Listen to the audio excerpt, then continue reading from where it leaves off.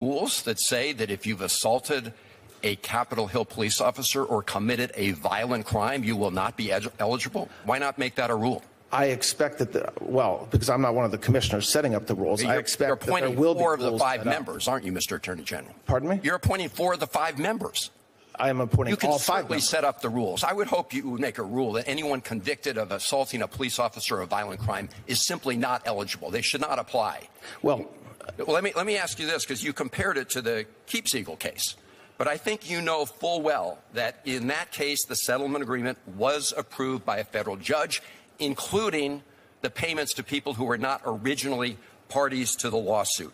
No federal judge has approved this fund, have they, Mr. Attorney General? No federal judge did approve this. So that's a big difference between this case and the case that you compared it to. No, it's not. Did a judge sign off on this case? No. A judge did sign off on the other one. Yes, but your question was whether it's a big difference. It's not. Of course it is, because that allows for an independent person to look at it rather than the There was no independence. There was no independence. There was a single commissioner. A judge signed off on it. A judge had nothing to do with deciding the money. There was a judge who looked at it and signed off on it. So to compare that case to this one is incredibly deceptive. Let me ask you this about the Epstein case, because as we speak, many Epstein survivors are in New York. They're reading portions of the Epstein files about the abuse that they suffered. Otherwise, they might have been here with us today. At a House hearing, your predecessor refused to acknowledge the pain experienced by some of those victims when the administration improperly released their names and identifying information. So I want to know where you stand. I spoke to the representatives of some of the Epstein survivors yesterday. They are extremely frustrated that you keep calling for people to come forward with more evidence, but you have not met with them to hear their stories. So, simple question. If I connect you with these survivors, will you meet with them? Absolutely. And what you just said is false. I have met with them. I've met with many of the lawyers for the survivors of victims, as did Attorney General Bondi. So whoever told you that, unfortunately, gave you bad information. Okay. But I would encourage them. I would encourage them to reach out to the Department of Justice, because like we do every single day, we absolutely care for victims, and we absolutely want to hear from them and their lawyers. Well, I've been told directly from the representatives they've not had a chance, at least this group, to meet with you. So did they represent that they asked? So I'm glad to hear that. Did they represent they asked for a meeting? Can I ask you to commit that the Justice Department will not recommend a pardon for anyone named in the Epstein files? Can you repeat that question? I'm sorry. I didn't hear what you said. Can you commit that the Justice Department, you, the acting Attorney General, will not recommend a pardon for people named in the Epstein files? When you say people named, there's tens of thousands, hundreds of thousands of, quote, people named. How about Ghislaine Maxwell? Can you commit that you will? Yes, I can commit to that, of course. Okay. Let me go back to this slush fund, because there's also an individual who, after being pardoned by the president, went on to molest 2 children. And that person actually tried to buy the silence of these children by saying that he would pay them some of the funds that he was hoping to get from your slush fund. Can you commit to making the rules so that that person is not eligible for a payout under this fund? Well, you're obviously lying in your question, because there's no way that this person committed to that. The slush fund, as you call it, which is not, didn't exist. I'm sure, but I can commit. Mr. Attorney General, don't ever do that again. I am reporting what he said. He said on the expectation that he hoped to get some of the funds from a payout. He's been hearing you said from the slush fund, Senator, and that didn't exist when he said that. This is the fund that the president and all of you have been telegraphing all along that you're going to use to help the president's friends. Can you point to a single telegraph I made? What telegraph did I have a last question for you. Do you know that it is a criminal offense to lie to Congress? I am very well aware of that. I'm glad to hear that. Thank you. There is a moment in this exchange that almost passes without notice. A senator asked the acting attorney general of the United States whether he is aware that lying to Congress is a criminal offense. Blanche says he is very well aware of that. The senator says he is glad to hear it, and the hearing moves on. That is not a throwaway closing line. That is a senator placing a legal warning on the official record of a congressional hearing directed at the nation's top law enforcement official after a sequence of exchanges in which the senator had point by point characterized Blanche's statements as false, deceptive, and disconnected from the facts on the table. To understand why that warning lands the way it does, the exchange has to be examined from the beginning, because this hearing covered 3 separate issues, and the pattern across all 3 is what makes the final question significant. The first issue was the January 6th fund, what the senator repeatedly called a slush fund, and what Blanche repeatedly pushed back on that characterization. The fund in question was established to compensate individuals convicted in connection with the January 6th Capitol breach, including individuals convicted of assaulting police officers. The senator's opening position was direct: make a rule that anyone convicted of assaulting a Capitol police officer or committing a violent crime is simply not eligible. They should not apply. Blanche's response was that he is not one of the commissioners setting up the rules. The senator stopped him immediately. "You are appointing 4 of the 5 members," the senator said. Blanche corrected him, "All 5. You are appointing all 5 members." The senator's point was unchanged. If you are appointing all 5 members of the commission, you can set the rules. The argument that the rules are someone else's responsibility does not survive the acknowledgement that the someone else is entirely chosen by you. That exchange established the first gap in the record. Blanche controls the composition of the commission entirely. He has not directed that commission to exclude individuals convicted of violent crimes against police officers. Those 2 facts now sit next to each other in the official transcript. The senator then moved to the legal comparison Blanche had drawn.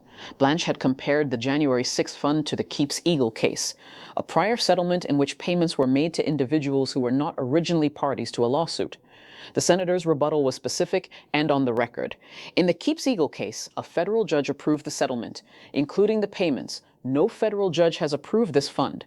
The senator asked Blanche directly, "No federal judge approved this fund, correct?" Blanche confirmed, "No federal judge approved it." Then Blanche argued that the absence of judicial approval was not a significant difference because in Keeps Eagle, a judge signed off on the settlement but had nothing to do with deciding the money. The senator's response was immediate. Of course it is a significant difference, because judicial oversight allows for an independent person to review the process rather than having it handled entirely by those with a stake in the outcome. The senator used a specific phrase to describe Blanche's comparison: incredibly deceptive. That word is now in the transcript. Not aggressive, not unfair, incredibly deceptive, directed at the acting attorney general's analogy on the record in a sworn congressional proceeding. The second issue was the Epstein survivors. As the hearing took place, survivors were in New York reading portions of the Epstein files about the abuse they had suffered. The senator noted that at a prior House hearing, Blanche's predecessor had refused to acknowledge the pain experienced by victims when the administration improperly released their names and identifying information. The senator said he had spoken directly to representatives of some of those survivors the day before. Their message: they are frustrated that the department keeps calling for people to come forward with more evidence while not meeting with them to hear their stories. The senator asked a simple question: "If I connect you with these survivors, will you meet with them?" Blanche said absolutely. And then he said what the senator had just stated was false. He said he had met with survivors. He had met with many of the lawyers representing survivors. Whoever told the senator otherwise, Blanche said, gave him bad information.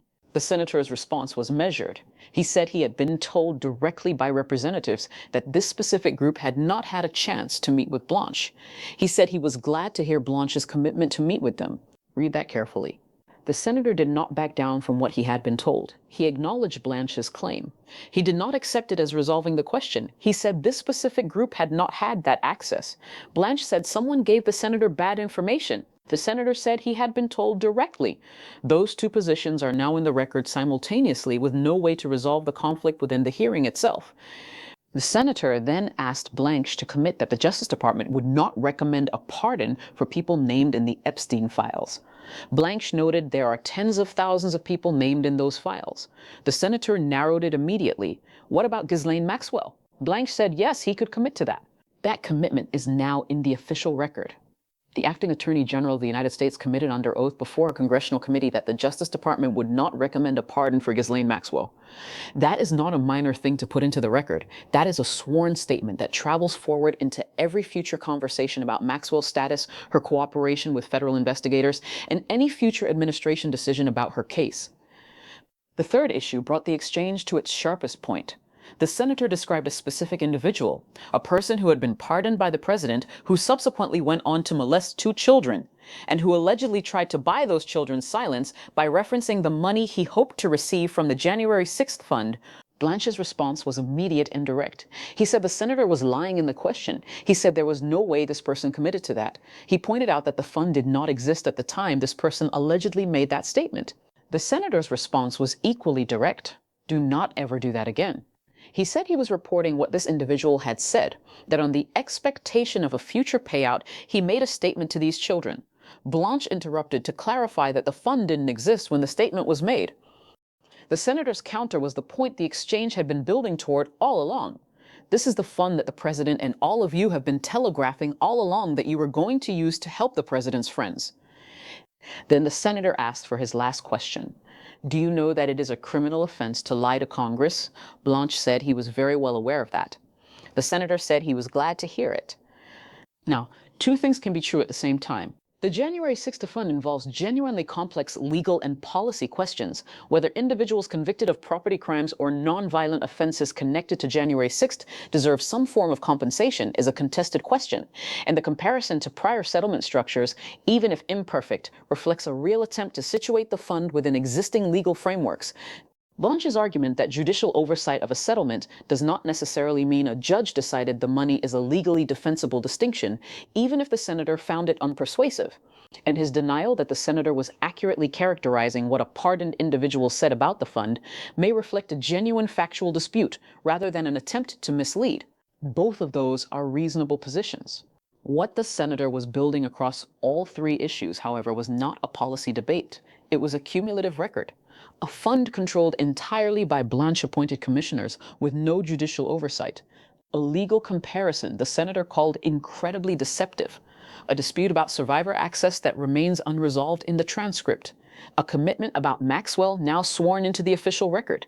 A characterization of who the fund was designed to benefit. And a closing question about the criminal consequences of lying to Congress. So here is where this exchange leaves us, and it is genuinely 2-sided. Was the senator conducting rigorous oversight, pressing the acting attorney general on judicial accountability, survivor access, and the legal exposure of individuals who should never have been pardoned?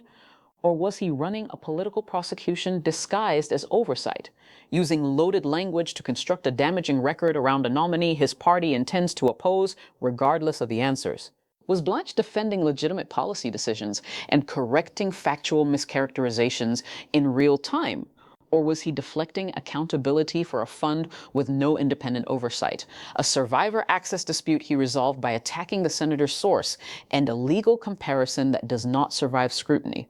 2 different stories, same hearing, same official record. Tell me in the comments which version you walked away believing. If you stayed this long, subscribe. The confirmation hearing is still ahead. The record being built right now will be in that room when it begins.